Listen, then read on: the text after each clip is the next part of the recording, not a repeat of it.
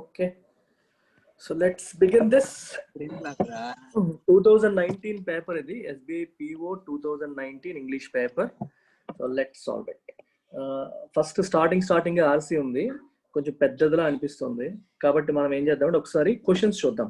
Questions చూడండి ఒకసారి. Which of the following facts are correct as per the given passage. ఇలాంటిది answer చేయాలంటే passage మొత్తం చదివితేనే ఆన్సర్ చేయగలుగుతాం, లేకపోతే చేయలేం. సెకండ్ క్వశ్చన్ చూడ అలా ఉంది, దీని మీనింగ్ ఏంటి అన్నాడు, ఈ ఫ్రేజ్ మీనింగ్ ఏంటి అని అడిగాడు. అలాగే positive effects of renewable energy అన్నారు. అలాగే చూడండి ఇవన్నీ కూడా మనం ప్యాసేజ్ చదవకుండా పెట్టేవి కాదు. So it is better let's try to read the passage, but read it as fast as we can. Fast గా చదివి అర్థం చేసుకునే ప్రయత్నం చేద్దాం. ఓకే, ఫటాఫట్ వెళ్ళిపోదాం. Renewable energy is the future. So renewable energy మనకి future, and future is finally here. Global investment in renewable energy shot up last year. Renewable ఎనర్జీలో ఇన్వెస్ట్మెంట్ అనేది లాస్ట్ ఇయర్ బాగా పెరిగింది, far out స్ట్రిపింగ్ the investment in fossil fuels. Fossil fuels లో పెట్టిన investment కంటే renewable ఎనర్జీలో ఎక్కువగా పెట్టడం జరిగింది. ఫాజిల్ ఫ్యూయల్స్ అంటే మనకి శిలాజ ఇంధనాలు, అంటే మనకి క్రూడ్ ఆయిల్ ఇట్లాంటివన్నీ. According to United Nations report, దాని ప్రకారం ఇదంతా as per the price of clean energy technology plummets అంటే తగ్గిపోవడం, it has become an increasing attractive prospect for world governments. So రేట్లు కూడా తగ్గిపోయాయి కాబట్టి వరల్డ్ గవర్నమెంట్స్ అన్ని కూడా క్లీన్ ఎనర్జీ వైపు దృష్టి పెడుతున్నాయి. క్లీన్ అంటే పొల్యూషన్ కలిగించని ఎనర్జీ.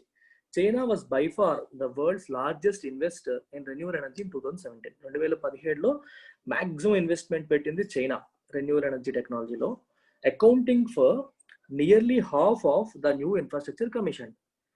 2017లో ఇన్స్టాల్ చేసిన కొత్త ఇన్ఫ్రాస్ట్రక్చర్ లో 50% చైనాలోనే పెట్టడం జరిగింది. సో చైనా అంత ఎక్కువగా ఇన్వెస్ట్ చేస్తుంది దాంట్లో.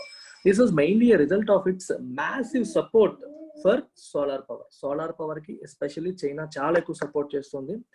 దానివల్లే ఓవరాల్ ఇన్వెస్ట్మెంట్ లో చైనా ఇన్వెస్ట్మెంట్ ఎంత ఎక్కువగా ఉండడానికి కారణమైంది. Which globally attracted nearly a fifth more investment than in the previous year.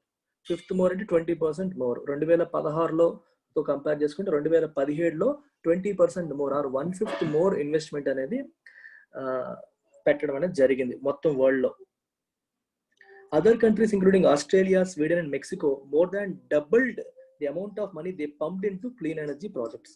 So Australia, Sweden and Mexico కూడా క్లీన్ ఎనర్జీ ప్రాజెక్ట్స్ కోసం ఎంతైతే మనీ పెడుతున్నారో అది డబుల్ చేశారు. సో కీవర్డ్స్ చూసుకోండి, డబుల్ చేశారు, చాలా ఎక్కువగా పెట్టారు. Yet again, this was a record year for new renewable power capacity being financed. Francois D. Estes from UN Environment's Energy and Climate Branch told the Independent. Independent అనేది ఒక news paper. దానికి ఆయన ఏం చెప్పారంటే, record year new renewable power capacity పరంగా తీసుకుంటే ఇది ఒక హ్యూజ్ ఇయర్, ఎందుకంటే చాలా ఎక్కువ కంట్రీస్ దాంట్లో ఇన్వెస్ట్ చేస్తున్నాయి. బీయింగ్ ఫినాన్స్డ్ అంటే మనీ పంపింగ్ చేస్తున్నారు, ప్రాజెక్ట్స్ కమిషన్ చేస్తున్నారు. We had a record 157 gigawatts commissioned last year. Last year 157 gigawatts commission అయితే కమిషన్ అయింది, far out stripping the fossil fuel generating capacity which we estimated at 70 gigawatts. Fossil fuel 70 gigawatts అయితే ఇదంతా 157. So దాంతో compare చేస్తే దీంట్లో investment అనేది బాగా పెరిగింది world wide. In just over a decade, concerted investment has increased the proportion of world electricity generated by wind, solar and other renewable sources from around 5% to 12%. Concert అంటే అందరూ కలగలిపి, మీకు concerted పదం ఎప్పుడు అర్థం చేసుకునేటప్పుడు గుర్తుపెట్టుకోండి. మ్యూజికల్ కన్సర్ట్లో ఏం జరుగుతుంది, డిఫరెంట్ ఇన్స్ట్రుమెంట్స్ ప్లే చేసే వాళ్ళందరూ కలిపి ప్లే చేస్తారు. కన్సర్టెడ్ అంటే నలుగురు కలిసి కలకట్టెడ్గా, కన్సర్టెడ్ ఎఫర్ట్ అంటాం, కలగలిపి చేసే ఎఫర్ట్ ని మనం కన్సర్టెడ్ అంటాం. కన్సర్టెడ్ ఇన్వెస్ట్మెంట్ మొత్తం కంట్రీస్ అన్ని కూడా దీంట్లో ఇన్వెస్ట్ చేయడం వల్ల అదేమైంది, వరల్డ్ ఎలక్ట్రిసిటీ ఒకప్పుడు total 5% renewable energy, 95% fossil energy నుంచి వచ్చేది. ఇప్పుడేమో 12% రెన్యూవబుల్ ఎనర్జీ నుంచి 88% ఫాజిల్ ఫ్యూయల్స్ నుంచి వస్తుంది. అంటే పెరిగింది, రెన్యూవబుల్ ఎనర్జీ యొక్క షేర్ పెరిగింది. The electricity sector remains the brightest spot for renewables with exponential growth of solar photovoltaics and wind in recent years and building on the significant contribution of hydropower generation. And renewable energy అనేది మనం renewables అనేవి ఎలక్ట్రిసిటీలోనే వాడాలా, దేంట్లోనే వాడచ్చు, కానీ ఎలక్ట్రిసిటీలో especially అది bright spot అంటే దాంట్లో ఎక్కువగా అది సక్సెస్ అయింది. ఓకే, ఎక్స్పోనెన్షియల్ గ్రోత్ చూస్తాం, చాలా ఎక్కువగా electricity generation via from renewable energy అనేది జరుగుతుంది. Especially solar and wind powers బాగా పెరిగాయి. And hydro power already significant గా కాంట్రిబ్యూట్ చేస్తుంది, దానికి వేడంగా యాడ్ అవుతున్నాయి అన్నమాట. But electricity accounts for only a fifth of global energy consumption. కానీ ఓవరాల్ ఎనర్జీ కన్జంప్షన్ లో ఓన్లీ ఎలక్ట్రిసిటీ అయినా, ఇంకా లేవా ట్రాన్స్పోర్ట్ ఉంది, ఇవన్నీ ఉన్నాయి కదా. కానీ ఎలక్ట్రిసిటీ కన్జంప్షన్ అనేది ఓన్లీ 1/5 మాత్రమే. మిగిలిన 80% వేరే ఉన్నాయి. అంటే మనకి ట్రాన్స్పోర్ట్ తీసుకోండి, ఇండస్ట్రీస్ తీసుకోండి, అవి కూడా ఎనర్జీని కన్జ్యూమ్ చేస్తున్నాయి. అందులో ఎలక్ట్రిసిటీ కన్జంప్షన్ అనేది only 20%. And the role of renewables in the transportation and heating sectors remains dash to the energy transition. So ఈ ట్రాన్స్పోర్టేషన్ మరియు హీటింగ్ సెక్టర్స్ లో కూడా రెన్యూబుల్స్ ఎంటర్ అయితే మనకి బాగుంటుంది. సో అందులో ఎలక్ట్రిసిటీ రోల్ అనేది రిమైన్స్, ఎలాంటి పదం వస్తుంది ఇక్కడ, యూ కెన్ సే ఇంపార్టెంట్ అని తెలుస్తుంది కదా, ఇంపార్టెంట్ కానీ క్రిటికల్ కానీ అట్లాంటిది ఏదైనా వస్తుంది. ఏంటో చూద్దాం. Remains significant, remains critical, remains important to the energy transition. ఎలక్ట్రిసిటీలోనే కాకుండా దీంట్లో కూడా రెన్యూబుల్స్ ఎంటర్ అయితే సో ఎనర్జీ ట్రాన్సిషన్ కి మనకి ఛాన్స్ ఉండాలి. ఫాజిల్ ఫ్యూయల్ నుంచి ఇటువైపు ట్రాన్సిషన్ కి ఛాన్సెస్ ఉంటాయి. ఎప్పుడు డాష్లు వచ్చిన క్లోజ్ టెస్ట్ లో వీటిలో యాంటిసిపేషన్ చేయండి. It's very good skill. Anticipation అంటే ఏమి రావచ్చు, మీ కామన్ సెన్స్ తో మీరు గెస్ చేయండి. అది కరెక్ట్ అవ్వచ్చు, తప్పు అవ్వచ్చు, but let's try it out. Guess చేయడం అనేది అలవాటు అవ్వాలి. The global replacement of traditional fuels with renewables led to around 1.8 gigatons of carbon dioxide emissions being avoided last year. Renewables కి మారడం వల్ల ఏమైంది, 1.8 gigatons of carbon dioxide emissions ని మనం అవాయిడ్ చేయగలిగాం. ఓకే, మళ్ళీ కోల్ ద్వారా వీటి ద్వారానే ఎలక్ట్రిసిటీ ప్రొడ్యూస్ చేసి ఉంటే ఎంత కార్బన్ డైఆక్సైడ్ బయటకు వచ్చేది, అది లేకుండా అవాయిడ్ చేయగలిగాం. ఇక్కడ అవాయిడ్ అనేది important word. The equivalent of removing the entire US transport system. అది ఎంత ఈక్వివలెంట్, యూఎస్ ట్రాన్స్పోర్ట్ సిస్టమ్ అంతా ఒక సంవత్సరం పాటు పనిచేయకుండా ఉంటే ఎంత కార్బన్ డైఆక్సైడ్ తగ్గుతుందో అంతగా తగ్గింది. According to wind and solar atlas, there are opportunities and potential for wind and solar plants in the east and west Nile areas that will produce around 31,150 megawatts from wind and 52,300 megawatts from solar. Okay, east and west Nile areas lo huge potential undi wind plants ki, solar plants ki. Okay, wind నుంచి 31,150 megawatts, solar నుంచి 52,300 megawatts produce చేయడానికి try చేస్తున్నారు. Egypt is also considering financing options to conduct feasibility studies for building the world's largest solar power plant for both electricity generation and also water desalination. Desalination అంటే చూడండి, సముద్రపు నీళ్లు ఉప్పు ఉంటుంది చూడండి, దాంట్లో సెలినిటీ తీసేయడం, అంటే ఉప్పదనాన్ని తీసేయండి తాగడానికి వీలుగా మార్చడానికి డీసాలినేషన్ అంటాం. దానికోసం మరియు ఎలక్ట్రిసిటీ జనరేషన్ కోసం world's largest solar power plant కడదామని చెప్పి ఈజిప్ట్ ప్రయత్నం చేస్తుంది. దానికి ఫీజిబిలిటీ స్టడీ చేస్తుంది. అది ఫీజిబులా కాదా, కట్టడం అవుతుందా లేదా అని చెప్పి స్టడీస్ అనేవి చేస్తుంది ఈజిప్ట్ ఇప్పుడు. The UK has been performing well in clean energy generation with recent figures showing wind and solar sources had overtaken nuclear as suppliers of electricity. United Kingdom లో కూడా ఎలక్ట్రిసిటీ సప్లైస్ లో nuclear ఎక్కువ ఉండేది ఇంతకుముందు, దాన్ని wind and solar ఇప్పుడు overtake చేసేసాయి. Okay, wind and solar contribution ఇప్పుడు ఎక్కువ ఉంది. However, despite these positive trends, despite contrast, 2017 saw a big drop of 65% in British renewables investment. 2017లో 65% British investment తగ్గిపోయింది ఇందులో రెన్యూబుల్స్ లో. పాజిటివ్ ట్రెండ్స్ ఉన్నాయి కానీ తగ్గాయి, ఎందుకో మరి తెలియదు. ఎక్స్పర్ట్స్ హావ్ క్రిటిసైజ్డ్, ఎక్స్పర్ట్స్ అందుకే విమర్శించారు, the withdrawal of UK support for onshore wind. As previous analysis has demonstrated, it already has the capacity to outcompete fossil fuels as a power source. Wind ki fossil fuels ni overcome చేసే capacity ఉంది, దాన్ని out compete చేసి ఇది success అయ్యే capacity ఉందని already prove అయింది. అయినప్పటికీ కూడా యూకే ఏమో విత్డ్రా చేస్తుంది ఇన్వెస్ట్మెంట్స్ అనేది, ఎందుకో తెలియదు, అందుకే ఎక్స్పర్ట్స్ దాన్ని క్రిటిసైజ్ చేశారు. As renewal energy prices continue to fall, దాని ప్రైసులు కూడా తగ్గిపోతున్నాయి. అంటే ఇప్పుడు చూడండి, సోలార్ మనకి ఉంటాయి చూడండి, photo voltaic cells, solar plants పెడుతూ ఉంటాం మనం ఇళ్ళ దగ్గర, వాటి రేట్ తగ్గింది అనుకోండి ఇంకా పెట్టే అవకాశాలు పెరుగుతాయి. Professor Moslener said government subsidies are likely to become less and less important. రేట్లు తగ్గిపోతే గవర్నమెంట్ సబ్సిడైజ్ చేయకపోయినా సరే ప్రైవేట్ సెక్టర్ ఆటోమేటిక్ గా దాన్ని తీసేసుకుంటుంది. జనరల్గా ఏంటంటే గవర్నమెంట్ ఎప్పుడైనా ఒక పర్టికులర్ సెక్టర్ని ఎంకరేజ్ చేయాలి అంటే ఏం చేస్తుంది, మీరు ఇది వాడండి, కావాలంటే మేము సబ్సిడీ ఇస్తాం, దాని రేట్లు మేము భరిస్తామని చెప్పి గవర్నమెంట్ ఎంకరేజ్ చేస్తుంది. దాని ధరలు న్యాచురల్ గానే బాగా తగ్గిపోతున్నప్పుడు గవర్నమెంట్ సబ్సిడీ ఇవ్వకపోయినా సరే ఆటోమేటిక్ గా అది ఇంక్రీజ్, దాని యొక్క ఇంపార్టెన్స్ పెరుగుతుంది అనేది దీని అర్థం. సో ఓవరాల్ గా without looking at anything, questions చూడకుండా మనం అర్థం చేసుకుని జస్ట్ మైండ్ లో చిన్న సమ్మరీ చేసుకోండి. రెన్యూవబుల్ ఎనర్జీ యొక్క మంచి స్పీడ్ పెరుగుతోంది. ఎలక్ట్రిసిటీలో ఇంత ముందు అనుకుంటే ఇప్పుడు బాగా కాంట్రిబ్యూషన్ పెరిగింది. ట్రాన్స్పోర్టేషన్ కూడా పెరిగితే బాగుందని అనుకుంటున్నారు. ఈ సెగ్మెంట్ డిఫరెంట్ కంట్రీస్ ఏం చేస్తున్నాయని చెప్తూ రాశాడు. So let's look at the questions. Which are the నేను ఎందుకు ఇంత ఫాస్ట్ గా చదివానంటే ఇది పేపర్ అనాలిసిస్ కాబట్టి. ఇది నేను మామూలుగా రీడింగ్ కాంబినేషన్ ఎక్స్ప్రెస్ చేసి ఎడిటోరియల్ చెప్పినట్టుగా మెల్లగా చెప్పాను అనుకోండి, ఆ ఎగ్జామ్లో ఎంత టైం ఉంటుందా సార్ అని అడుగుతారు. ఇప్పుడు మీకు ఫాస్ట్ గా చదువుతూ మీకు ఎక్స్ప్లెయిన్ చేయడానికి ట్రై చేశాను. నేను ఒక్కడనే చదివితే ఎక్స్ప్లెయిన్ చేయకుండా మీకు చెప్పాను అనుకోండి, చదివాను అనుకోండి, ఇంకా ఇబ్బంది పడిపోతారు. Which are the following facts are correct as per the given passage పరంగా ఏది కరెక్ట్ చూడండి ఒకసారి. The decrease in the cost of renewable energy resulted in its wide use. కరెక్టే కదా. ఓకే, రెన్యూబుల్ ఎనర్జీ కాస్ట్ అనేది బాగా తగ్గిపోతుంది, దానివల్ల ఎక్కువగా వాడకం పెరిగింది.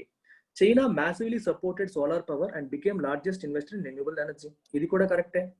సోలార్ పవర్ ని చైనా చాలా ఎక్కువగా సపోర్ట్ చేసిందని మనం చదివాం. వరల్డ్ లో జరిగిన కమిషనింగ్ లో 50% చైనాయే పెట్టింది. Egypt is conducting feasibility studies for building largest solar power plant. ఇది కూడా మనం ఇక్కడే చదివాం. ఫీజిబిలిటీ స్టడీస్ చేస్తుంది లార్జెస్ట్ సోలార్ పవర్ ప్లాంట్ కోసం. So all 1, 2 and 3 are correct. Clear? So moving on to the next question. అర్థమైంది అందరికి? Direct straightforward. నన్ను మీరు ఫాలో అయిపోతే ఇవన్నీ ఆన్సర్ చేసేయచ్చు. సెకండ్ క్వశ్చన్ చూడండి. What did author mean by the line? Okay, ఈ లైన్ యొక్క మీనింగ్ ఏంటి ఆథర్ ప్రకారం? The electricity sector remains the brightest spot. Okay, brightest spot అంటే అర్థం ఏంటి? If someone is a bright spot, దాని అర్థం ఏంటి? వాళ్ళు బాగా చేస్తున్నారు అని అర్థం, అది బాగుంది అని అర్థం.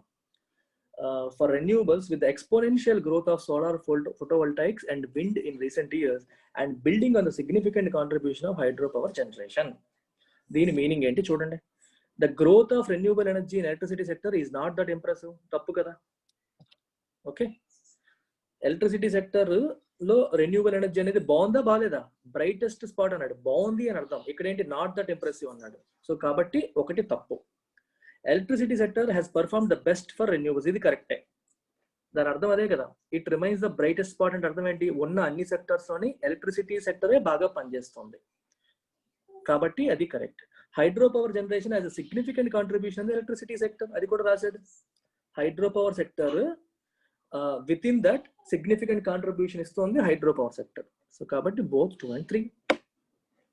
అంటే మనం ప్యాసేజ్ సరిగ్గా అర్థం చేసుకుంటే మళ్ళీ వెనక్కి ముందుకి తిరగాల్సిన అవసరం ఉండదు. క్లియర్ గా ఆన్సర్ చేసేయచ్చు, ఫటాఫట్ చేసేయచ్చు. సో స్లోగా ప్యాసేజ్ చదవడం వల్ల అది బెనిఫిట్ అనమాట. ఫాస్ట్ గా చదివాం అనుకోండి 2 and 4 జరుగుతుంది. మనం ఒక్కొక్క రోజు ఒక్కొక్క స్ట్రాటజీ ఇంప్లిమెంట్ చేస్తున్నాం. మీకు ఏది ఫిట్ అవుతుంటే అది మీరు వాడచ్చు. ఆన్సర్ ఏంటి దీనికి? Both 2 and 3. Very good. Next చూడండి. Which are the following is are the positive effects of renewal energy? Renewal energy యొక్క పాజిటివ్ ఎఫెక్ట్స్ ఏంటి చెప్పండి. గ్లోబల్ టెంపరేచర్ పెరుగుతుంది, దానివల్ల తగ్గుతుంది కదా. రెన్యూవల్ ఎనర్జీ వల్ల పొల్యూషన్ జరగదు. ఇన్ఫాక్ట్ కార్బన్ డైఆక్సైడ్ అనేది బయటికి రాదు, కాబట్టి అది తప్పు. Carbon dioxide emissions were reduce to considerable amount. రెండోది correct. Nile being converted into biodiversity hotspot చెప్పారు దీని గురించి.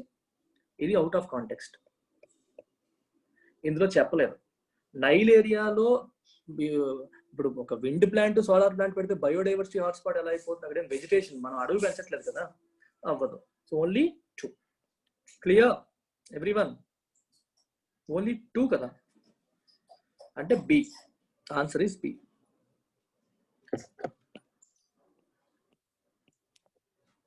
స్పీడ్ ఓకేనా? తగ్గించనా? ఎవరైనా తగ్గించమంటే తగ్గిస్తాను. మీరు అందుకోగలుగుతుంటే వెళ్ళిపోతాయి ఇదే స్పీడ్ లో. గ్రామర్ దగ్గర డీటెయిల్ గా ఎక్స్ప్లెయిన్ చేస్తాను, మీకు వరీ అవ్వకండి. పాయింట్స్ అన్ని నీట్ గా చెప్తాను, ఎర్రర్ స్పాటింగ్ ఇవన్నీ కూడా. Okay fine, I will move on with this. Why government subsidies are less likely to become less important? Answer చూడకుండా మీరు చెప్పేయచ్చు, ఆప్షన్ చూడకుండా చెప్పొచ్చు. గవర్నమెంట్ సబ్సిడీస్ ఎందుకు లెస్ ఇంపార్టెంట్ చెప్పండి. రెన్యూబుల్ ఎనర్జీ యొక్క అవన్నీ తగ్గిపోతున్నాయి కదా, రేట్లు తగ్గిపోతున్నాయి కాబట్టి ఆటోమేటిక్ గా జనాలు కొంటారు. మీరు సబ్సిడీ ఇచ్చినా ఇవ్వకపోయినా కొంటారు. As China is increasing investment కాదు, చైనాకి దీనికి ఏంటి సంబంధం? As the price of clean energy technology continues to plummet. Clean energy technology యొక్క ప్రైస్ తగ్గిపోతుంది రోజు రోజుకి. తగ్గిపోవడం వల్ల గవర్నమెంట్ సబ్సిడీస్ ఇవ్వకపోయినా సరే దాన్ని జనాలు కొంటారు. As fossil fuels is the better alternative కాదు, దీనికి దానికి ఏంటి సంబంధం? సబ్సిడీస్ అనేవి ప్రైస్ కి సంబంధించినవి, అవి లెస్ ఇంపార్టెంట్ అని ఎందుకంటారు? బెటర్ ఆల్టర్నేటివ్ సబ్సిడీస్ ఎక్కువ చేయాలనే సెన్స్ లో మనం మాట్లాడతాం. ఇవన్నీ తప్పు. ఇంకా 1 and 2 అలాంటివి లేవు కాబట్టి డైరెక్ట్ గా పెట్టేయడమే. బి. 5 చూడండి, ఏ ప్లేస్ లో ఏమొస్తుంది? ఏ ఒకసారి మళ్ళీ చూస్తారా? అది ఆల్రెడీ మనం యాంటిసిపేట్ చేసాం. ఇది చూడండి, ఒకసారి సెంటెన్స్ కావాలంటే చదువుకోండి మళ్ళీ. Critical electricity accounts for only a fifth of global energy consumption and the role of renewables in the transportation and heating sectors. Transportation మరియు heating sectors లో ఓవరాల్ ఎనర్జీ కన్జంప్షన్ లో ఎలక్ట్రిసిటీ అనేది ఓన్లీ 20% మాత్రమే తీసుకుంటుంది. ఇంకా 80% వేరే సెక్టార్స్ లో కూడా ఈ క్రూడ్ ఆయిల్, కోల్ ఇవన్నీ వాడేస్తున్నారు. అక్కడ కూడా పొల్యూషన్ తగ్గాలి అంటే ఆ సెక్టార్స్ లో కూడా రెన్యూబుల్ ఎనర్జీ ఎంటర్ అవ్వాలి. అందుకని ట్రాన్స్పోర్టేషన్ మరియు హీటింగ్ సెక్టార్స్ లో ఎలక్ట్రిసిటీ యొక్క, రెన్యూబుల్ ఎనర్జీ యొక్క డాష్ చెప్పండి, రిమైన్స్ క్రిటికల్, ఇంపార్టెంట్. అందులో అది ఇంపార్టెంట్ లేదా critical to the energy transition, crucial అలాంటి పదాలు వస్తాయి. ఆప్షన్స్ లో ఏది ఫిట్ అవుతుంది చూడండి ఒకసారి. Elevate, existence, erratic, diabolic, critical. ఏది ఫిట్ అవుతుంది మీరే చెప్పండి. Critical.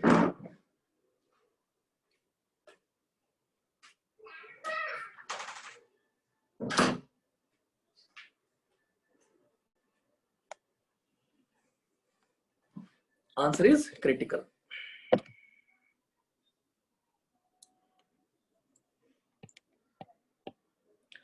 Which of the following words is more similar in meaning to accounting for as given in the passage? Accounting for అనే దానికి ఏది సిమిలర్ గా ఉంది? Contradict, contribute, devious, retrieve, categorical. అది చూడకపోయినా నేను పెట్టేస్తాను ఆన్సర్, మీరు కూడా పెట్టేస్తారు. అకౌంటింగ్ ఫర్ అంటే ఎంత అవుతుంది అని అర్థం. ఇంత క్యాలిక్యులేట్ చేస్తే దీనికి అది కారణం అవుతుంది. Answer is contribute. ఇది మనకు చాలాసార్లు ఎడిటోరియల్స్ వస్తుంది. ఆ ఎడిటోరియల్స్ మీరు ఫాలో అయితే it's not a difficult question. Okay, it accounts for అంటే అది దీనికి కారణం, that is contributing to this change, అలాంటి మీనింగ్ వస్తుంది అన్నమాట. ప్లమెట్ అంటే ఆల్రెడీ చెప్పాం.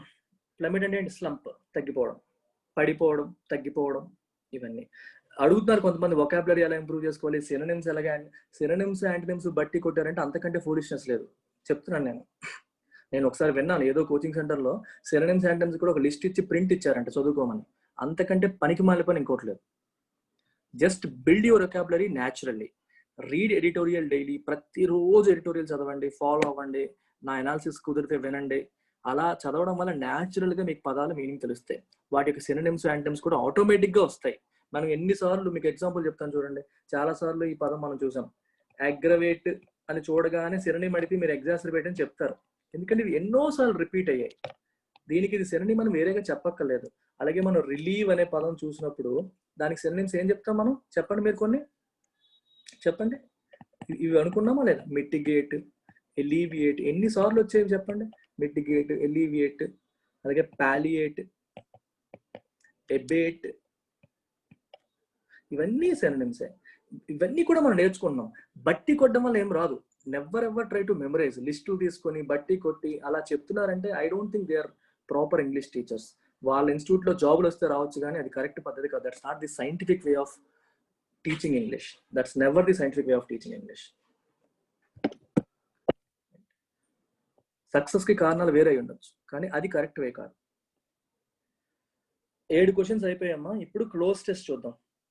క్లోజ్ టెస్ట్ లో మీకు ఉండాల్సింది ఏంటి? యాంటిసిపేషన్. సో ఇక్కడ స్టార్ట్ అవుతుంది ప్యాసేజ్, ఇక్కడ నుంచి స్టార్ట్ అవుతుంది ప్యాసేజ్. యాంటిసిపేషన్ అంటే మీ కామన్ సెన్స్ తో, మీ నాలెడ్జ్ తో అక్కడ ఏ పదం రావచ్చు without looking at options. Don't look at options. Options చూడకుండా అక్కడ ఏమి రావచ్చు అని మీరు గెస్ వర్క్ చేయాలి. ఆ గెస్ వర్క్ ఎట్లా వస్తుంది? ఆటోమేటిక్ న్యాచురల్ గా వస్తుందా? న్యాచురల్ గా రావాలి. ఎప్పుడు వస్తుంది న్యాచురల్ గా? If you keep reading editorials day in and day out, ప్రతిరోజు ఒక్కరోజు మిస్ అవ్వకుండా చదువుతూ ఉంటే ఆటోమేటిక్ గా వస్తుంది. On October 29, 1929, Black Tuesday hit Wall Street as investors dash some 16 million shares on New York Stock Exchange in a single day. ఒక్క రోజులో 16 మిలియన్ల షేర్లు న్యూయార్క్ స్టాక్ ఎక్స్చేంజ్ లో ఏం చేస్తారు? ట్రేడ్ చేస్తారు. ట్రేడ్ అంటే అర్థం ఏంటి? చేతులు మార్చుకోవడం, అటు ఇటు మార్చడాన్ని మనం ట్రేడింగ్ అంటాం. అమ్మడం, కొనడం, అమ్మడం, కొనడం. సో 8 ఆప్షన్స్ ఏమున్నాయి చూడండి. traded, invaded, segregated, daunted, halted, traded. News రోజు ఫాలో అయ్యే వాళ్ళకి these many stocks are traded అనే పదం మనం చూస్తూనే ఉంటాం న్యూస్ లో. It's not difficult at all. అందుకే న్యూస్ పేపర్ రీడింగ్, ఎడిటోరియల్స్ చదవడం ఎంత ఇంపార్టెంట్ అంటే కాంపిటేటివ్ ఎగ్జామ్ ప్రిపరేషన్కి అంత important. Traditional teaching never works in today's world. పుస్తకాలు చూసి ఏ బుక్, నాకు అందుకే అడుగుతారు లైవ్లో వచ్చినప్పుడు ఏమంటారు, సార్ ఇంగ్లీష్లో ఏ బుక్ చదవాలి? ఆ క్వశ్చన్ వినగానే నాకు కోపం వస్తుంది. ఏ పుస్తకాల్లో ఉండేది తక్కువ అమ్మా, పుస్తకాల్లో ఏమి ఉండదు, పుస్తకాలు ఉండేది తక్కువ. News paper, everything is very news paper today. Hindu పేపరే మనకి మందు. Billions of dollars were lost, dash out thousands of investors. Guess చేయండి ఎవరైనా. లక్షల కొద్ది డాలర్లు పోయాయి, dash out thousands of investors. చెప్పండి. ఇది కూడా స్టాక్ మార్కెట్ న్యూస్ ఫాలో అయ్యే వాళ్ళకి, ఎకానమీ న్యూస్ ఫాలో అయ్యే వాళ్ళకి ఈజీగా స్ట్రైక్ అవుతుంది. నాకైతే నేను చదివినప్పుడు ప్రతి వర్డ్ స్ట్రైక్ అయింది. ఆప్షన్స్ చూడాల్సిన అవసరమే రాలేదు. ప్రతి వర్డ్ యాజ్ ఇట్ ఈస్ గా స్ట్రైక్ అయింది. సిమిలర్ వర్డ్ కూడా కాదు. ఇప్పుడు మనకు కూడా ఏదైనా రోజు సెన్సెక్స్ 1000 పాయింట్లు పడిపోయింది అనుకోండి, ఏమంటారు తెలుసా? సెన్సెక్స్ వైప్డ్ అవుట్, ఇంత మనీని వైప్ అవుట్ చేసిందంట, తుడిచిపెట్టేసింది అంటాం. Wipe out, wiping out thousands of investors ని ఊడ్చేసింది, తుడిచిపెట్టేసింది అని అర్థం. ఆ రోజు ఏం జరిగింది? Stock market, US stock market plummet అయిపోయింది, ఒక్కసారిగా పడిపోయింది, విపరీతంగా పడిపోయింది. పడిపోవడం వల్ల చాలా ఎక్కువ షేర్లు అమ్మడానికి గురయ్యి ఎంతో కోట్ల కొద్ది మనీ నష్టపోయారు. Wiping out thousands of investors, వీరందరినీ తుడిచిపెట్టేసింది. వైపింగ్. మీరు ఆప్షన్స్ చూసినా తీసేయచ్చు. ఎఫర్డింగ్ అనము, వాంటింగ్ అనం, వెకేటింగ్ అనం, ఆర్టిఫిషియల్. వెకేట్ కంటే వైపింగ్ అవుట్ అనేది చాలా కామన్ గా ఉంటుంది. వెకేట్ చేయడం అంటే ఖాళీ చేయడం, ఖాళీ చేయడం కాదు, అక్కడ ఒక రకం తుడిచేయడం. ఖాళీ చేయడం అనేది నార్మల్గా వస్తుంది, తుడిచేయడం అనేది ఇంక ఫోర్స్ఫుల్ గా జరుగుతుంది, వాళ్ళ చేతిలో ఇంకేం లేదు.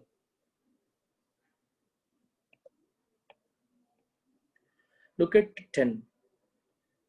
In the aftermath of Black Tuesday, aftermath అంటే దాని తర్వాత అయిన కాన్సిక్వెన్సెస్ లో, పరిస్థితుల్లో, America and the rest of the industrialised world dash downward into great depression, the deepest and long lasting economic dash in the history of western industrialised world up to that time.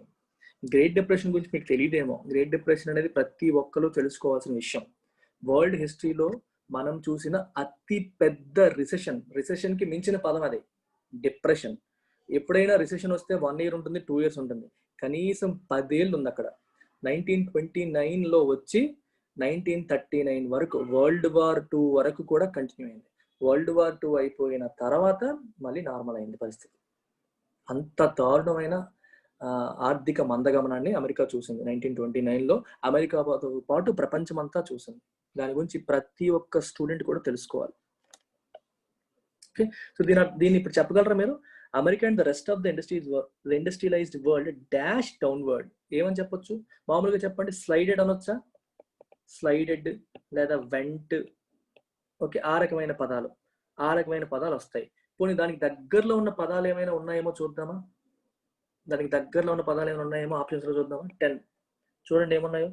రిప్రమెండ్ అంటే ఏదైనా తప్పు చేస్తే వాళ్ళని ఏమంటాం మనం? రిప్రమెండ్ చేసాం. మొట్టికాయ వేయడం. కింద లెవెల్లో ఉండేవాడు తప్పు చేస్తే పై లెవెల్ వాడికి చీవాట్లు పెట్టడం అంటాం చూడండి, దాన్ని రిప్రమెండ్ అంటాం. ఎంబెడ్ ఫిట్ కాదు కదా ఎలాగోనే. మౌంట్ అంటే పెట్టడం, ఒకదాన్ని పెట్టడం. డిస్రిగార్డ్ ఫిట్ కాదు, మౌంట్ ఫిట్ కాదు. ఏమవుతుంది ఆన్సర్? స్పైరల్ అంటే ర్యాపిడ్ గా డిక్రీజ్ అయిపోవడం, స్పైరల్డ్ డౌన్ అంటారు. ఫాస్ట్ గా, ఇంకా తెలుసు స్పైరల్ ఎలా ఉంటుందో తెలుసు కదా, ఫాస్ట్ గా జారిపోవడం అనమాట దాని నుంచి. స్లైడ్ అనే పదం లేదు, వెంట్ అనే పదం లేదు, స్పైరల్ అనేది దానికి దగ్గరగా ఉంది.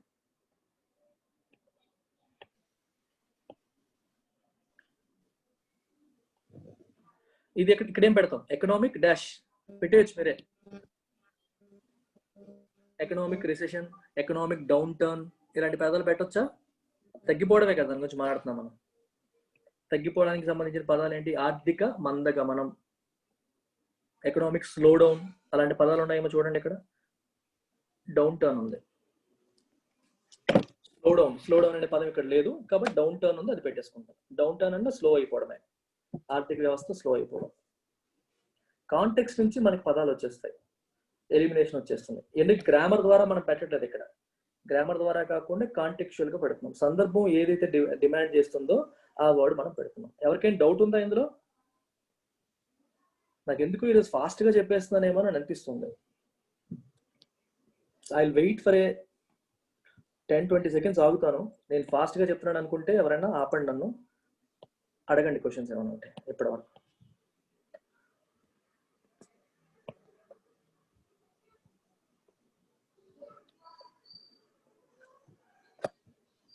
గైస్ ఓకేనా స్పీడ్? ప్రీతం మాత్రం ఓకే అంటున్నాడు, మిగిలిన వాళ్ళు నోరిప్పట్లేదు. Okay Rakesh, it is clear. Respond అవ్వండి కొంతమంది. That will tell me whether I'm going too fast or too slow. Radhika says okay, Shailashri says okay. Okay, promise me if you think I'm going too fast నన్ను ఆపండి. ఆపాల్సిన బాధ్యత మీరే.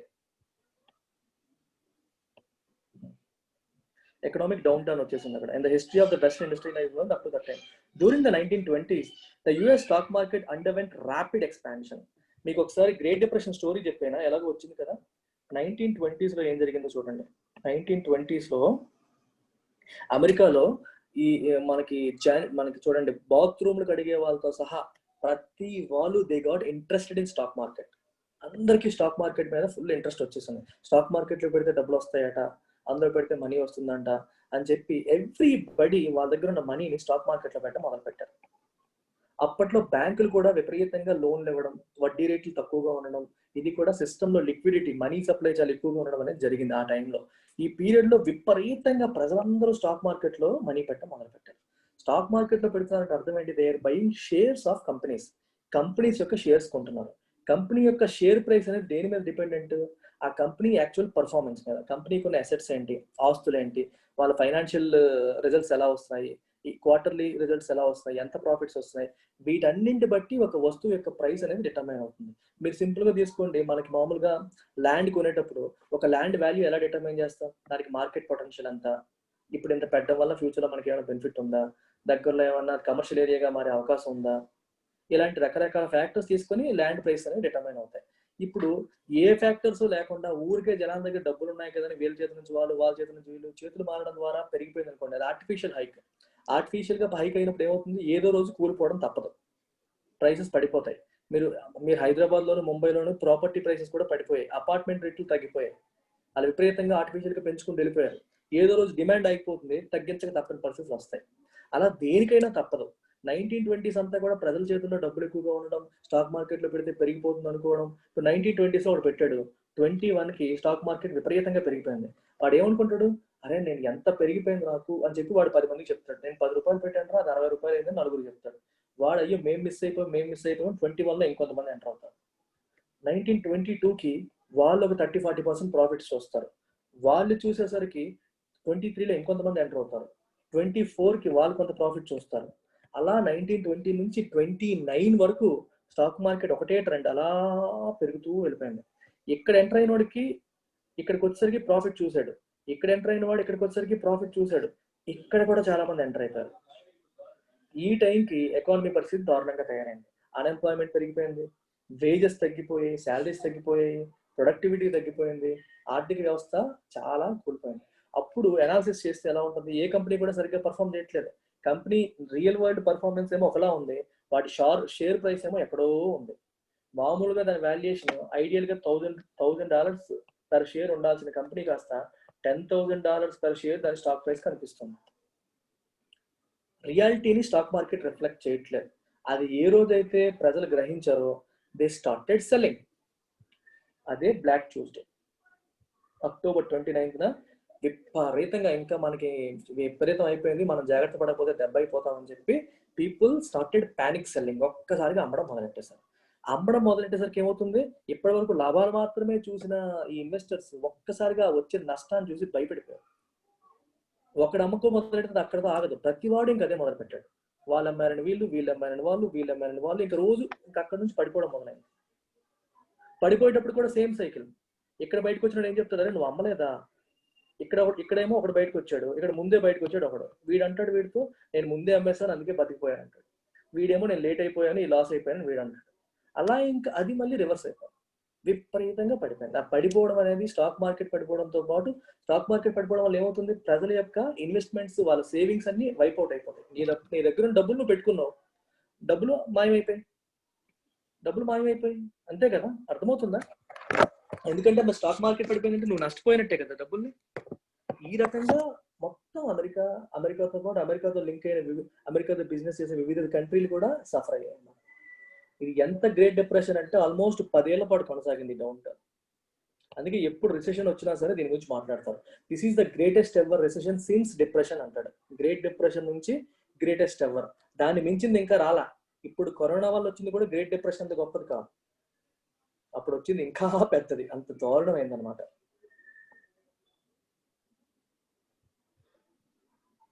During the 1920s, US stock market underwent rapid expansion, reaching its peak in August 1929. After a period of wild speculation, వైల్డ్గా ఇష్టం వచ్చినట్టు speculate చేశారు, guess work అనమాట. ఇందులో పెడితే అంత వస్తుంది, అందులో పెడితే ఎంత వస్తుంది అని. బై దెన్ అప్పటికి production had already decline, production బాగా పడిపోయింది. అండ్ అన్ఎంప్లాయ్మెంట్ హ్యాడ్ రైజన్, నిరుద్యోగం బాగా పెరిగిపోయింది. Leaving stocks in great excess of their real value, stocks యొక్క యాక్చువల్ వాల్యూ కంటే స్టాక్ ప్రైసెస్ అనేవి చాలా ఎక్కువగా ఉండేలాగా సిచ్యువేషన్ మారిపోయింది.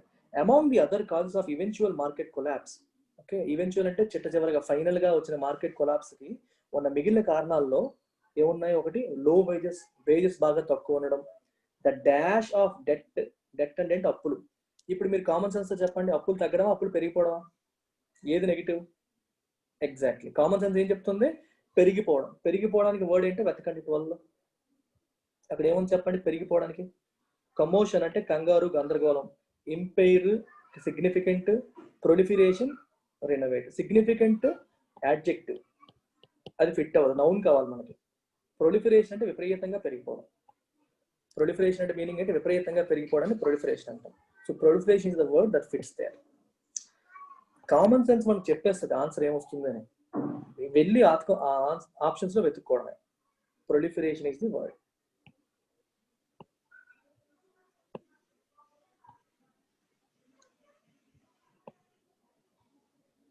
A struggling agriculture sector, excess of large bank loans that could not be liquidated, ఇవన్నీ సమస్యలు అనమాట. ఏ కారణాల వల్ల పడిపోయిందని చెప్తున్నాడు.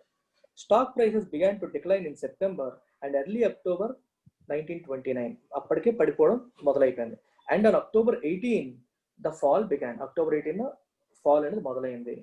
పానిక్ సెటిన్, కంగారుగా వాడు అమ్ముతున్నాడని వీడు, ఇంకా అలాగా పానిక్ వచ్చేసింది. And on October 24 black Thursday a record చూడండి 12,894,650 షేర్స్ వర్ ట్రేడెడ్.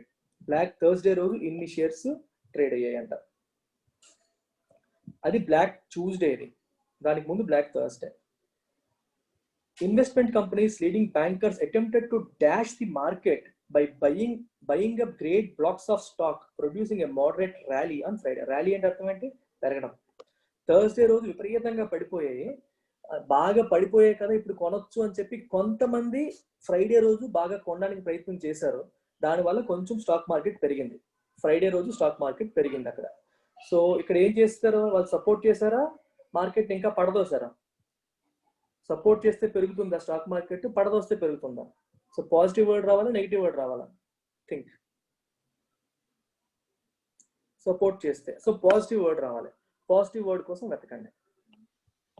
13th కి ఆన్సర్ చూడండి, ఆప్షన్ చూడండి. +2 తర్వాత కదా V1 రావాలి, వెర్బ్ రావాలి అక్కడ. Infirmity noun, credibility noun, burdened V2 రాదు. రేషనలైజ్ వెర్బ్, స్టెబిలైజ్ వెర్బ్, రెండిట్లో ఏది పెడతాం? స్టెబిలైజ్. రేషనలైజ్ అనే మీనింగ్ అక్కడ ఫిట్ కాదు, స్టెబిలైజ్ చేయడం. గ్రామటికల్ గానే 4 పీకేయచ్చు, గ్రామర్తో 3 పీకేస్తే 2 మిగిలాయి, స్టెబిలైజ్, రేషనలైజ్. అందులో స్టెబిలైజ్ అనే వర్డ్ ఫిట్ అవుతుంది. అయిపోయి 13 క్వశ్చన్లు అయిపోయాయి, 30లో ఇంకా 17 ఉన్నాయి. ఇవి గ్రామర్ టక్క చేసేద్దాం చూడండి. The plastic ban introduced by the municipality has been a total failure as there has been no reducing in usage of polybags. Reducing antama, reduction antama? There has been no reduction. There has been no reduction. ఏమాత్రం తగ్గలేదు. పాలీబ్యాగ్స్ usage లో ఏమాత్రం తరుగుదల, తగ్గడం అనేది జరగలేదు. Noun form రావాలి అక్కడ. ఆన్సర్ ఏంటి? Has been no reduction. Reducing అనం కదా, కాంటెక్చువల్ గా తీసుకోండి. ప్లాస్టిక్ బ్యాన్, మున్సిపాలిటీ వాళ్ళు ఇంట్రడ్యూస్ చేసిన ప్లాస్టిక్ బ్యాన్ పూర్తిగా ఫెయిల్యూర్. ఎందువల్ల? పాలిథీన్ బ్యాగ్స్ యూసేజ్ లో ఏమాత్రం తగ్గుదల కనిపించలేదు. తగ్గుదల అనే దానికి రిడక్షనా రెడ్యూసింగ్? రిడక్షన్. రెడ్యూసింగ్ అనేది వెర్బ్ ఫామ్ కదా, ఫిట్ కాదు. There has been no reduction in the usage of polybags. Is it clear? Can I move on to 15? I'll go slow here. మీకు క్లియర్ అయితేనే ముందుకు వెళ్తాను. Yeah sir, clear. Okay. Look at 15.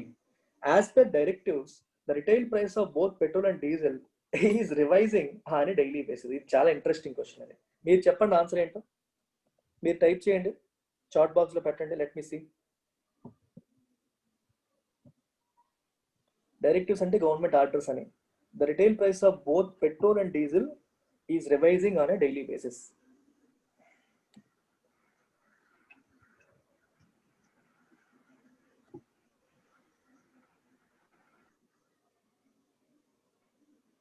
Everybody give it a try. తప్పైనా పర్లేదు.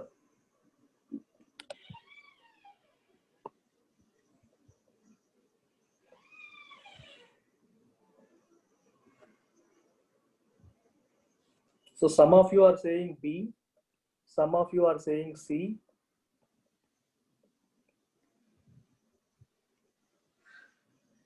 some of you are saying A, B. Okay, so this is where you have to apply your common sense. English ని English లాగా చూడకుండా common sense తో ఎందుకు solve చేయాలని నేను చెప్తాను, మీకు ఇప్పుడు అర్థమవుతుంది. Only rule based English will never help you. అందుకే గ్రామర్ రూల్స్ అన్ని బట్టి కొట్టి చేస్తే ఇంగ్లీష్ మార్కులు రావు, తప్పులు పెడతారు. ఫస్ట్ మనకు కనిపిస్తుంది రిటైల్ ప్రైస్ ఆఫ్ బోత్ అని అంటున్నాడు, పెట్రోల్ అండ్ డీజిల్ అంటున్నాడు కాబట్టి ప్లోరల్ అని అర్థమవుతుంది. సో ఇది తప్పు అని క్లారిటీ వచ్చింది. ప్లోరల్ సెన్స్ మనకు రావాలి. అందుకనే చాలా మంది ఇతర హ్యావ్ బీన్ వెళ్ళిపోయారు, లేకపోతే ఆర్కి వెళ్ళిపోయారు. So they are following rules blindly. Plural కాబట్టి ఆర్ కానీ అది కానీ పెట్టేయాలని. But where is the common sense here? Petrol రేట్లు ఎవరైనా రివైజ్ చేస్తారా? వాడంత అవే రివైజ్ అయిపోతాయా? గవర్నమెంట్ రివైజ్ చేస్తుందా? పెట్రోల్ ప్రైస్ రివైజ్ దానంతట రివైజ్ అవుతుందా? చెప్పండి. గవర్నమెంట్ రివైజ్ చేస్తుందా? వాళ్ళంతటా వాళ్ళే రివైజ్ అయిపోతాయా? ఓకే, రివైజ్ చేస్తారు అంటే అర్థం ఏంటి? అవి రివైజ్ చెయ్యబడతాయి, అంతేనా? పెట్రోల్ ప్రైసెస్ రివైజ్ చెయ్యబడతాయి. చెయ్యబడతాయి అనాలా, చేస్తున్నాయి అనాలా? Petrol and diesel prices are revising అంటే అర్థం ఏంటి? రివైజ్ చేస్తున్నాయి అని. Petrol and diesel prices revise చేయట్లా, రివైజ్ చెయ్యబడుతున్నాయి. రివైజ్ చెయ్యబడుతున్నాయి అంటే అది ప్యాసివ్ వాయిస్ కదమ్మా. Isn't it passive voice? చెప్పండి. ఆ ప్యాసివ్ వాయిస్ అని మీకు ఎప్పుడు అర్థం అవుతుంది? If you understand the context, సందర్భాన్ని అర్థం చేసుకుంటే అది ప్యాసివ్ వాయిస్ అని తెలుస్తుంది. పెట్రోల్ మరియు డీజిల్ ప్రైస్లు రివైజ్ చెయ్యబడతాయి ఆన్ ఏ డైలీ బేసిస్. బడతాయి అంటే passive voice. Passive voice indicator ఏం చెప్పాను నేను? Be form plus V3, past participle and B3. చాలా మంది చూస్తారు సార్ బై లేదు కదా సార్ అని. By is not the indicator of passive voice. ఒక సెంటెన్స్ లో ప్యాసివ్ వాయిస్ ఉందా లేదా అని మీరు ఐడెంటిఫై చేయడం ఎలా అంటే బెస్ట్ ఇండికేటర్ ఇస్ దిస్. ఒక బీ ఫార్మ్ వర్బ్ వెంటనే V3 అంటే పాస్ట్ పార్టిసిపుల్ కనిపిస్తే అది ప్యాసివ్ వాయిస్ లో ఉన్నట్టే. బై లేకపోయినా, ఆ తర్వాత ఇంకో సెంటెన్స్ లేకపోయినా, సబ్జెక్ట్ లేకపోయినా, doesn't matter. Be form plus V3 ఉంటే ప్యాసివ్ వాయిస్, లేకపోతే ప్యాసివ్ వాయిస్ లేదు అని అర్థం. ఇక్కడ విల్ బి రివైజ్డ్ తీసుకోండి. విల్ బి రివైజ్డ్ లో బీ ఫార్మ్ ఉంది ప్లస్ V3 ఉంది, రైట్? విల్ అనేది సింగులర్ కి ప్లూరల్ కి రెండింటికి విల్లే కదా వాడతాం. దే పక్కన విల్లే వస్తుంది, ఐ పక్కన విల్లే వస్తుంది, యూ పక్కన విల్లే, ఈ పక్కన విల్లే. ఎందుకు? విల్ అనేది ఏంటి? Modal auxiliary. If you remember, modal auxiliaries అన్ని కూడా ఏవి మోడల్ ఆక్సిలరీస్ చెప్పండి? Can, could, will, would, may, might, shall, should, must, ought to. ఇవన్నీ కూడా modal auxiliaries. Modal auxiliaries subject మీద డిపెండ్ అవ్వవు. సింగులరా ప్లూరలా డజంట్ మ్యాటర్. చూడండి, హీ కెన్, హీ ఉన్నా కెన్నే, దే ఉన్నా కెన్నే, షీ ఉన్నా కెన్నే, ఐ ఉన్నా కెన్నే, యూ ఉన్నా కెన్నే. నువ్వు సబ్జెక్ట్ ఏదన్నా పెట్టు, అది మారదు. అలాగే విల్ కూడా అంతే. Irrespective of the subject, gender, ఆ సబ్జెక్ట్ యొక్క సింగులరా ప్లూరలా అనే దాని మీద అవి డిపెండ్ అవ్వవు. అవి ఎప్పుడు ఆ ఫామ్ లోనే ఉంటాయి, బేస్ ఫామ్ లోనే ఉంటాయి, మారవు. అది మోడల్ ఆక్సిలరీస్ కున్న ఒక లక్షణం. నేను మోడల్ ఆక్సిలరీస్ వెబ్ లెసన్ లో డీటెయిల్డ్ గా చెప్పాను. ఇవన్నీ నేను కవర్ చేసిన, కొత్తగా ఈ రోజు చెప్తున్నవి ఏం లేవు. ప్యాసివ్ వాయిస్ చెప్పినప్పుడు కూడా ఈ కాంటెక్చువల్ గా సందర్భంలో ప్యాసివ్ వాయిసా లేకపోతే యాక్టివ్ వాయిస్ అని అర్థం చేసుకోవడం ఇంపార్టెంట్. అందుకే తెలుగు మన నేటివ్ లాంగ్వేజ్ ఎందుకు ఇంపార్టెంట్ అంటే ఇందుకే. మీరు తెలుగులో అనుకుంటే మీకు తప్పు తెలిసిపోతుంది. కొంతమంది స్టూడెంట్స్ అనుకుంటారు, సార్ ఇంగ్లీష్ టు ఇంగ్లీష్ చెప్పేస్తే మాకు ఇంగ్లీష్ వచ్చేస్తుందని. నేను ఇంగ్లీష్ టు ఇంగ్లీష్ చెప్పేస్తే మీకు ఎలా ఇంగ్లీష్ వస్తుంది? నాకు వస్తుంది, మీకేం రాదు. Your understanding happens in your native language. కాబట్టి అది మనకి క్లియర్గా ఉంటే పక్కాగా మీకు అర్థమైపోతుంది. Is it clear everyone? Say yes or no.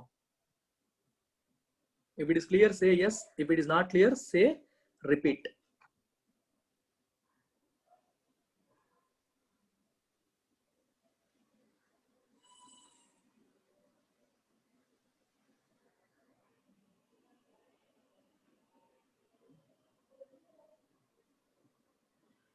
Everyone, కొత్త వాళ్ళు ఇవాళ ఫస్ట్ టైం వింటున్న వాళ్ళు ఎవరైనా ఉన్నా సరే ప్లీజ్ రిపీట్, ప్లీజ్ రెస్పాండ్. అర్థం కాకపోతే డోంట్ హెజిటేట్, అడగండి.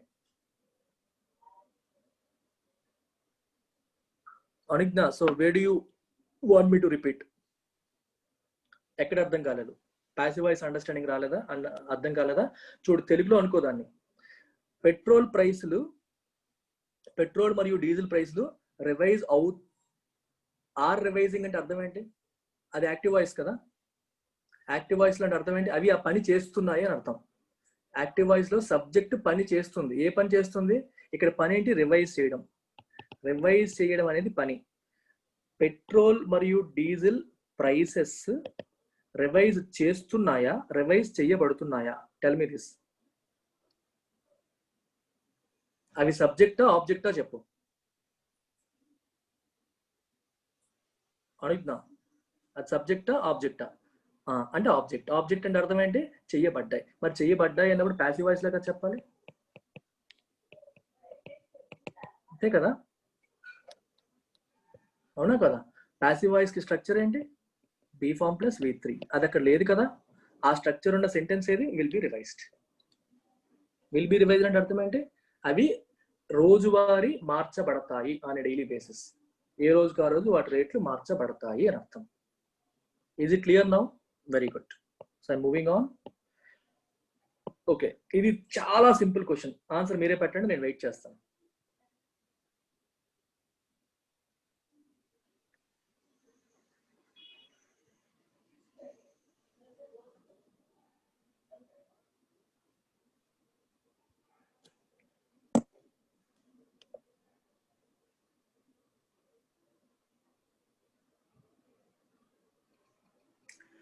This is a dead easy question, dead easy question. ఇది మీరు తప్పు చెప్పారు అంటే దెన్ యూ హ్యావ్ టు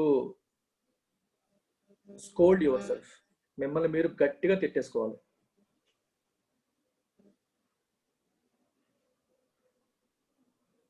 విచిత్రం ఏంటంటే ఆల్మోస్ట్ అందరూ తప్పే చెప్పారు. ఎంత బ్యూటిఫుల్ గా తప్పు చెప్పారు చూడండి, ఎంత బ్యూటిఫుల్ గా తప్పు చెప్పారు. ఎందుకు దీన్ని అబ్జర్వ్ చేయలేదు? దే అరైవ్డ్ అంటే ఇది ఏ టెన్స్ లో ఉంది? పాస్ట్ టెన్స్ లో ఉంది. అబ్జర్వ్ చేయండి, పాస్ట్ టెన్స్ లో ఇది కరెంట్, ప్రెజెంట్. ఇది గతంలో ఒక పని జరిగింది. ఏంటా పని? ఈ బంధువులు రావడం అనేది పలానా టైంలో జరిగింది. ఇక్కడ ఏమంటున్నారు? వాళ్ళు వచ్చేసరికే, లాంగ్ బిఫోర్ దే అరైవ్డ్, వాళ్ళు వచ్చేసరికే మేము అన్ని అరేంజ్ చేస్తాం అంటున్నారు.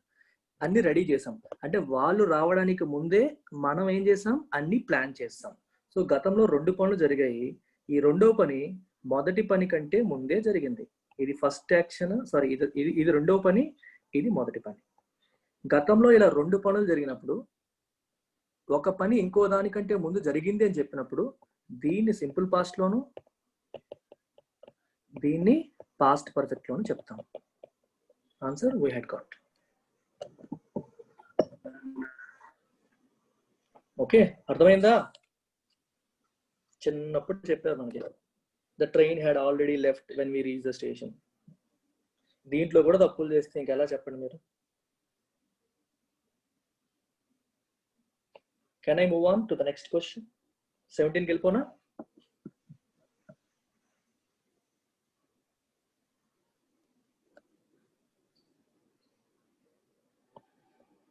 వెళ్తున్నా, మరి ఎవరు రెస్పాండ్ అవ్వట్లేదు. Yeah, very good. We still have some farm equipment that hasn't been used since my grandfather died. మా తాతగారు చనిపోయిన తర్వాత కొంత ఫార్మ్ ఎక్విప్మెంట్ ఉండిపోయింది, అది ఇప్పటి వరకు వాడలేదు. That hasn't been used. దీంట్లో తప్పేమన్నా ఉందా?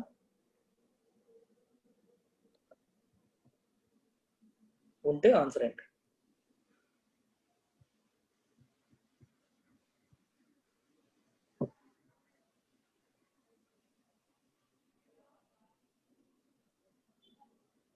There is no error here.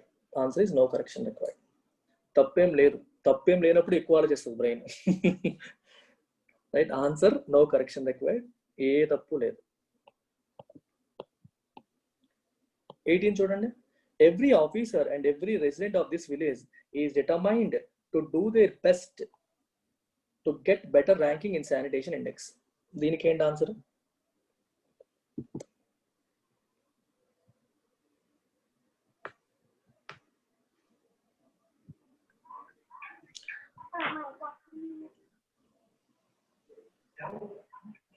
Okay, so దీనికి కొంతమంది హిజ్ అని చెప్తారు, but I don't go by his.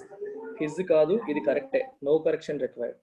Informal English లో ఇక్కడ ప్రాబ్లం ఎక్కడ వస్తుందంటే, ఇఫ్ యూ థింక్ ప్రాపర్లీ, ఇక్కడ ప్రాబ్లం ఎక్కడ వస్తుందంటే, every officer and every resident అన్నప్పుడు వాళ్ళు మేల్ ఆర్ ఫిమేల్ మనకు తెలుసా? Do we know whether they are male or female? అప్పుడు ఏం చెప్పాలి? అప్పుడు హిజ్ ఆర్ హెర్ అని రాయాలి. అప్పుడు మేలా ఫిమేలా ఎవరైనా సరే వర్తిస్తుంది. ఇది లేనప్పుడు యూ కెన్ ఇన్ఫార్మల్లీ యూజ్ దేర్.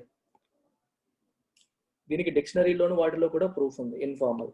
కానీ మన దరిద్రం కొద్దీ ఇంకా ఈ కీలో ఇది ఇచ్చారు, but I don't go by this. This is the correct answer. దీనికి రీప్లేస్మెంట్ అక్కర్లేదు. రీసెంట్ గా మన IBPS PO 2019 పేపర్ చేసినప్పుడు కూడా ఈ సమస్య వచ్చింది. దీన్ని ఎక్స్ప్లెయిన్ చేశాను. ఎక్స్ప్లెయిన్ చేసిన తర్వాత కూడా మళ్ళీ కొంతమంది తప్పు చెప్తున్నారు. అందులో ఎవ్రీ వన్ అని వచ్చింది, దెయిర్ వచ్చింది. ఇక్కడ దెయిర్ లో లోపం లేదు, ఎందుకంటే you don't know the gender. Gender తెలియనప్పుడు అక్కడ ప్లూరల్ ఫామ్ వాడవచ్చు.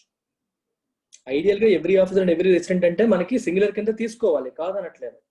అందుకే ఇక్కడ సింగులర్ తీసుకున్నారు. కానీ అది రిఫర్ బ్యాక్ చేస్తున్నప్పుడు హిజ్ ఆర్ హెర్ అని పెట్టాలి. కరెక్ట్ లాంగ్వేజ్ ఇది, హిజ్ ఆర్ హెర్ పెట్టాలి.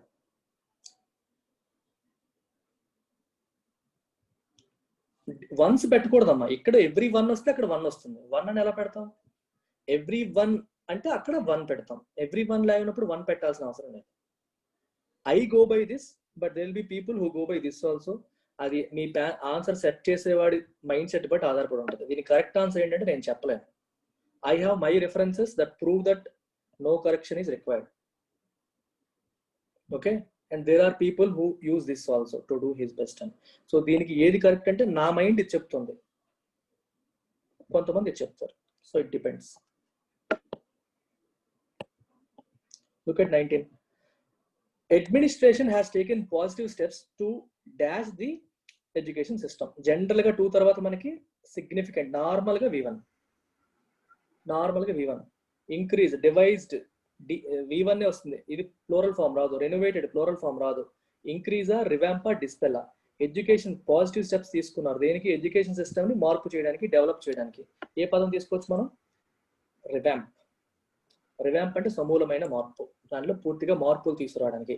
ఇంక్రీజ్ చేయడం అంటే ఎడ్యుకేషన్ ఇంక్రీజ్ చేయడానికి. ఇంక్రీజ్ ఏం చేస్తాం చెప్పండి? డెవలప్ చేస్తాం, ఇంప్రూవ్ చేస్తాం. Improve is different, increase is different. Increase అనేది ఓన్లీ క్వాంటిటీ, నెంబర్ పెంచడం. ఇంప్రూవ్ అనేది క్వాలిటేటివ్, దాని ఆస్పెక్ట్స్ ని ఇంప్రూవ్ చేయడం. ఇంప్రూవ్ అనే పదం లేదు, సో రివాంప్ ఉంది. Will go with revamp. Look at 20. Health and education sectors are one of the most dash sectors. చెప్పండి. ఫస్ట్ అదే renovator, one of the most dash sectors in the global market. ఇక్కడ ఏమొస్తుంది చెప్పండి? Adjective వస్తుంది. మీకు వెలగాల్సింది అది. Sectors అనేది noun కదా, దాని నౌన్ ముందు ఏముంటుంది? జనరల్గా యాడ్జెక్టివ్. ఇక్కడ యాడ్జెక్టివ్స్ ఏమన్నా చెప్పండి? బెనిఫిట్ అనేది నౌను, నెసెసిటీ అనేది నౌను, ప్రాఫిట్ అనేది నౌను, ఇంపార్టెన్స్ అనేది నౌను. ఇక్కడ యాడ్జెక్టివ్ ఒకటే ఉంది, లుక్రేటివ్. గ్రామర్ పరంగా మీరు పెట్టొచ్చు, లేదా ఓకే, లేదా కాంటెక్చువల్ గా పెట్టొచ్చు. లుక్రేటివ్ అంటే మనీ బాగా ఎర్న్ చేసేలాగా, డబ్బులు బాగా సంపాదించి పెట్టేలాగా. హెల్త్, ఎడ్యుకేషన్ గ్లోబల్ మార్కెట్ లో బాగా డబ్బులు సంపాదించబెట్టే రంగాలు అని అర్థం. ఓకే, ఇప్పుడు ఒకసారి చూడండి, ఇంపార్టెన్స్ అనేది నౌన్ అన్నాను కదా, ఇంపార్టెన్స్ అనేది నౌన్. దీనికి యాడ్జెక్టివ్ చెప్పండి, ఇంపార్టెంట్. ఇది కూడా one way of learning vocabulary. Noun form తీసుకుంటే యాడ్జెక్టివ్ రాయాలి. ప్రాఫిట్ అనేది నౌన్, యాడ్జెక్టివ్ ప్రాఫిటబుల్. బెనిఫిట్ అనేది నౌన్, బెనిఫిటింగ్, బెనిఫిట్ చేసే, అలాగా. నెసెసిటీ అనేది నౌన్, ఇది ఈజీ, నెసెసరీ అంతే. ఇది మీకు తెలియాలి. ఎలా తెలుస్తుంది సార్ అని చాలా మంది అడుగుతారు. యాడ్జెక్టివ్ నౌన్ ఎలా డిఫరెన్షియేట్ చేస్తాం? దీనికి ఒక సింపుల్ ట్రిక్ ఏంటి, పర్సన్ ఆర్ థింగ్, దాని ముందు ఆ పదం పెట్టి చెక్ చేసుకోండి.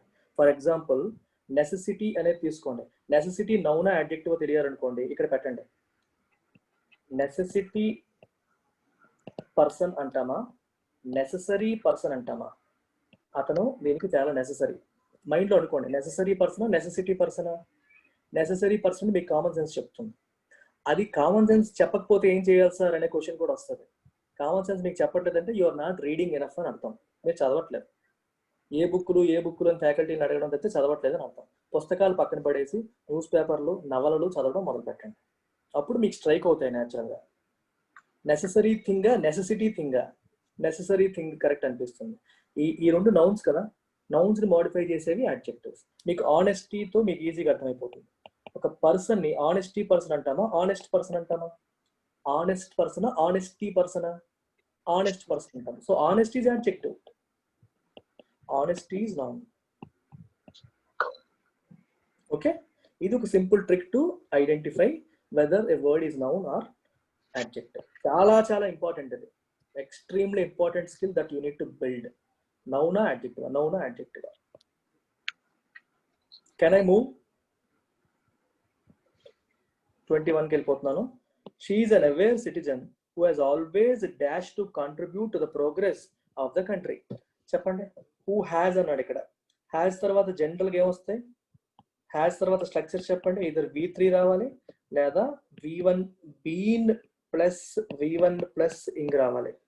బీన్ ప్లస్ V1 ప్లస్ ఇంగ్ అంటే పర్ఫెక్ట్ కంటిన్యూస్, ఇదేమో perfect present perfect.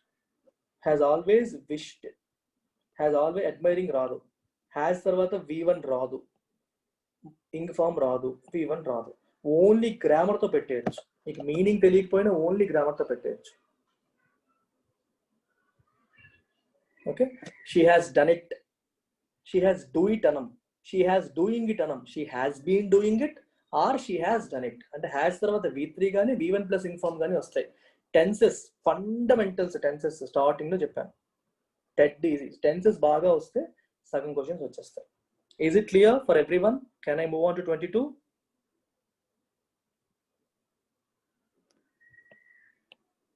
others? Anusha, Jyotirmayi, Anudna, Radhika, Sairam. 22. In the beginning, I looked dash and couldn't find quite the car I dreamed of. Then అర్థం ఏంటి? I looked around. Easy కదా, చుట్టూ చూశాను. Around, looked after అంటే care తీసుకున్నాను అని అర్థం. Looked around, ఇది చూసి పెట్టేయచ్చు ఎవరైనా.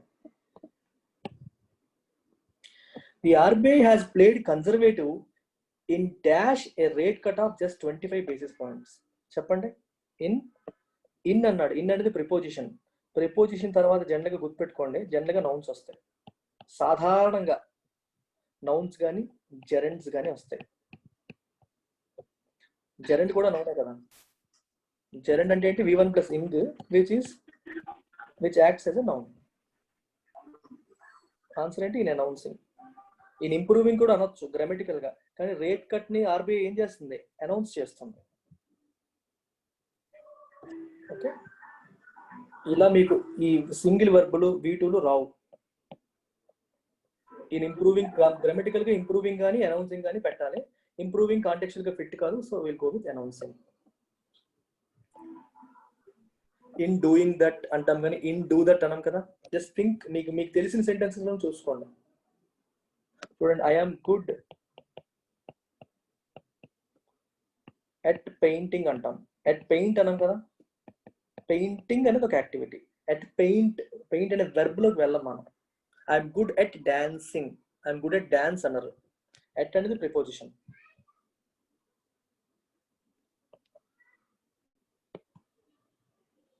రైట్, కనెక్టింగ్ చేయాలి, కనెక్షన్ చేయాలి. కాలం 1 కాలం 2 ఇది కూడా చాలా ఈజీ, కామన్ సెన్స్ తో ఫట్ ఆడించవచ్చు. ఫస్ట్ క్వశ్చన్ చూడండి, the rumours of petrol shortage. Rumours plural, మీరు చూడాల్సినవి ఏంటి, ప్లోరల్. ఇక్కడ రూమర్స్ ఆఫ్ పెట్రోల్ షార్టేజ్, తర్వాత మీకు ప్లోరల్ వెర్బ్ ఏదైనా ఉంటే వెతకండి, ఉందా లేదు. Turned out to be false, past tense లోకి వెళ్ళిపోయింది, తప్పేం లేదు కదా. రూమర్స్ అన్నాడు కదా. రూమర్స్ అంటే ఇవన్నీ మనం వాళ్ళు వీళ్ళు తెలుగు పదం ఏంటి అబ్బా రూమర్స్ కి తెలుగు పదం ఏంటి చెప్పండి, మర్చిపోయాను, నాకు స్ట్రైక్ అవట్లేదు. రూమర్లు అనకండి, తెలుగు పదం ఉంది దానికి, పుకార్లు. ఎగ్జాక్ట్లీ, ఈ పుకార్లు అనేవి turned out to be false. తప్పుడు పుకార్లు అని చెప్పి తెలిసింది. సో ఏఈ ఒక సెట్, ఏఈ ఒక దగ్గరే ఉంది. బీడీ చెక్ చేసేయండి, పెట్టేయండి. బీడీ ఏంటి, the body of camera makes it highly resistant for outdoor use. కరెక్టే, అవుట్డోర్ యూస్ కి హైలీ రెసిస్టెంట్ గా తన బాడీ ఉంది. అంటే అవుట్డోర్ లో ఎలా వాడినా, వర్షం పడినా ఏం పడినా అది పాడవదు, రెసిస్టెంట్ గా ఉంటుంది. తుప్పు పట్టేయడం కానీ పాడైపోవడం కానీ కాదు. సో స్ట్రాంగ్ బాడీ ఇచ్చారు ఆ కెమెరాకి. Answer A E and B D. మిగిలిన చెక్ చేయక్కర్లేదు, ఇలాంటి వాటిని ఆప్షన్స్ బట్టి చాలా ఫాస్ట్ గా మనం వెళ్ళిపోవచ్చు. Is it clear? Can I move on?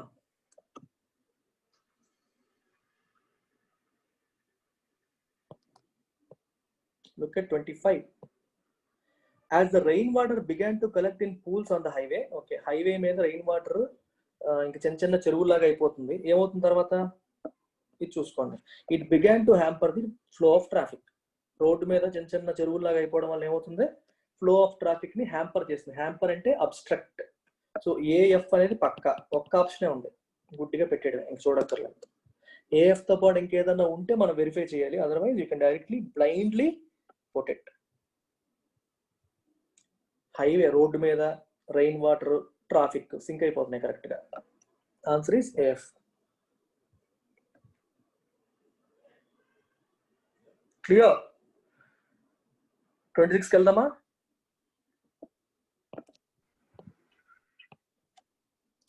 Error spotting చూడండి. 26 to 30 అన్ని ఇక్కడే ఉన్నాయి.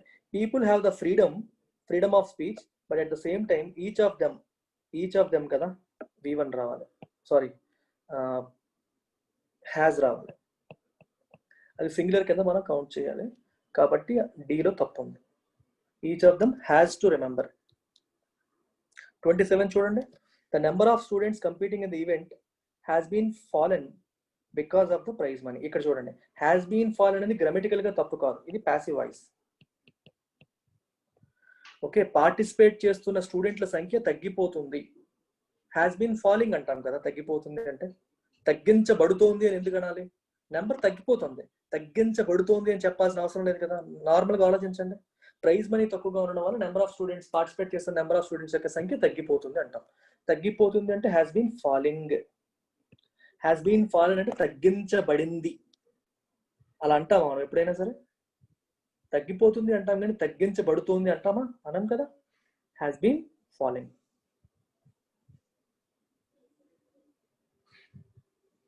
ఎందుకు చెప్తున్నా, తెలుగులో అనుకుంటే మీకు ఈజీ, మీరు తెలుగులో అనుకుంటే it becomes dead easy.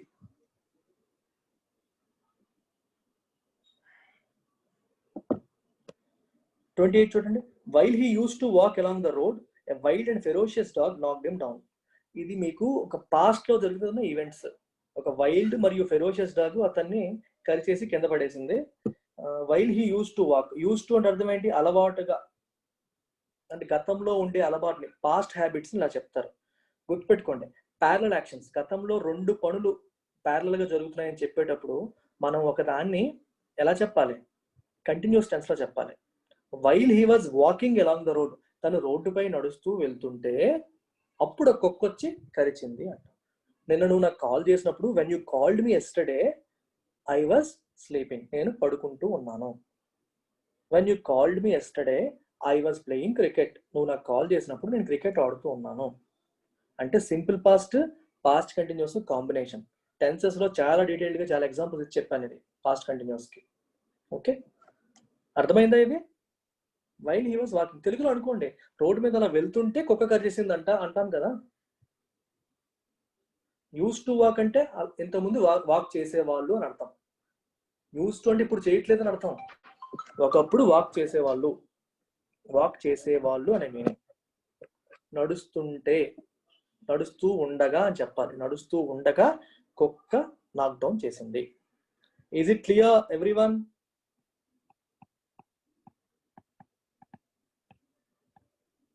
Doubt ఉంటే రిపీట్ చేస్తాను, don't hesitate.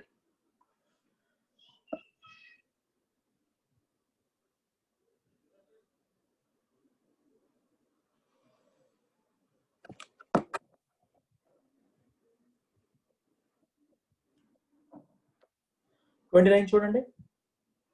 Anaya is even willing to make Mexico one of the first countries to introduce us. 2 తర్వాత ఎప్పుడు కూడా V1 పేర్ ఫామ్ లో వస్తుంది. పేర్ ఫామ్ అంటే బట్టలు ఇప్పేసి నేకెడ్ గా ఉంటుంది, అంటే ఒరిజినల్ ఫామ్ లోనే ఉంటుంది. పక్కన ఎస్ కూడా రాకూడదు. 2 తర్వాత ఎప్పుడు కూడా ఏమి రాదు. ఎందుకు? 2 ఈజ్ ఇన్ఫినిటివ్. మీకు చెప్పాను, ఇన్ఫినిటివ్స్ గుర్తుపెట్టుకోండి. ఇన్ఫినిటివ్స్, జెరెండ్స్, మూడోది ఏంటి? పార్టిసిపల్స్. ఈ మూడింటిని మనం ఏమంటాం? All these 3 are called non finite verbs. Non finite verbs కున్న లక్షణం ఏంటంటే అవి టెన్స్ బట్టి, జెండర్ బట్టి, నంబర్ బట్టి మారవు. సబ్జెక్ట్ ఏ టెన్స్ లో ఉన్నది, ఏ టెన్స్ లో ఉన్నా సరే, ఏ జెండర్ అయినా సరే, ఏ పర్సన్ అయినా సరే అవి మారవు. అవి పట్టించుకో. థర్డ్ పర్సనా, ఫస్ట్ పర్సనా, సెకండ్ పర్సనా పట్టించుకోవాలి. మీకు ఎగ్జాంపుల్ చూడండి. ఐ వాంట్ టు ఈట్ అంటాను, ఇక్కడ 2 వచ్చింది, పక్కన ఈట్ ఉంది. మీరేంటి సార్ ప్రెజెంట్ టెన్స్ కాబట్టి ఇక్కడ ఈట్ పెట్టారని అనుకుంటారేమో. ఇక్కడ వాంట్ తీసి వాంటెడ్ పెట్టండి, అయినా ఈటే ఉంటుంది. ఐ వాంటెడ్ టు ఈట్, అది ఈటే ఉంటుంది, మారదు. ఐ తీసి హీ పెట్టండి, హీ వాంటెడ్ టు ఈట్. పోనీ ఈ వాంటెడ్ తీసి వాంట్ ప్రెజెంట్ టెన్స్ లోకి రండి, మళ్ళీ హీ వాంట్స్ టు ఈట్. ఇక్కడ ఎస్ వస్తుంది హీ పక్కన, కానీ 2 తర్వాత రాదు. అది ఎప్పుడు పేర్ ఫామ్ లోనే ఉంటుంది, మారదు. గుర్తుపెట్టుకోండి. It's an absolute rule. Non finite verbs గురించి కూడా సెపరేట్ గా మనం లెక్చర్ చేయడం జరిగింది. ఈ రోజు చేసిన వాటిలో ఒక్కటి కూడా తెలియంది నేను కవర్ చేయండి లేదు. ఒక ఇన్ తర్వాత వచ్చే ప్రిపోజిషన్ రూల్స్ చెప్పను, అది జనరల్ గా కామన్ సెన్స్ లోనే మనకు తెలిసిపోతుంది. కాబట్టి దీనికి ఆన్సర్ ఏంటి? ఇక్కడ ఉంది, ఇంట్రొడ్యూస్ అని పెట్టాలి. There were no surprises in the second bi-monthly monetary policy announcement by the Reserve Bank of India. ఏం ఎర్రర్స్ లేవు. ఇన్ తర్వాత జనరల్ గా చెప్పాను కదా, ఏముంటుంది? ఇన్ తర్వాత నౌన్ వస్తుంది. The second bimonthly monetary policy, ఇదంతా ఏంటి? పాలసీ, అనౌన్స్మెంట్, ఇదంతా అడ్జెక్టివ్స్. ఇవి అనౌన్స్మెంట్ అనేది noun by the Reserve Bank of India. That's it guys, అయిపోయింది. I hope it was clear to all of you. Thank you very much. Let's catch up on Monday. All the best to all those who are taking the exam tomorrow and day after tomorrow. Monday nunchi main start chedam. Thank you sir. Bye. Yeah.